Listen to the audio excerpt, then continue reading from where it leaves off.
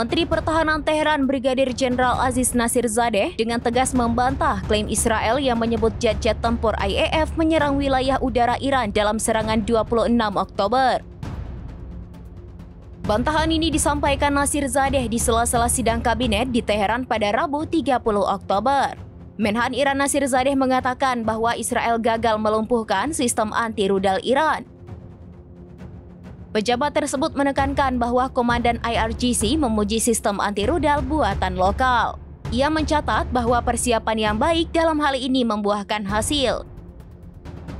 Nasirzadeh kembali menepis klaim Israel soal kerusakan pada sistem anti-rudal Iran. Namun demikian, ia memperingatkan kepada Israel bahwa Iran tidak membiarkan serangan sekecil apapun di wilayahnya. Sebelumnya, Pangkalan Pertahanan Udara Iran menyatakan bahwa pertahanan udara berhasil mencegat dan menangkis agresi Israel. Sebelumnya, Israel mengklaim menghancurkan sebagian besar sistem anti-rudal S-300 buatan Rusia di Iran. Pejabat Israel menyebut operasi itu melumpuhkan 3 sistem anti-rudal. Sementara pejabat Amerika Serikat menggambarkan Iran dalam keadaan telanjang tanpa perlindungan. Dengan hancurnya semua sistem rudal, disebutnya Iran rentan terhadap potensi serangan udara di masa mendatang.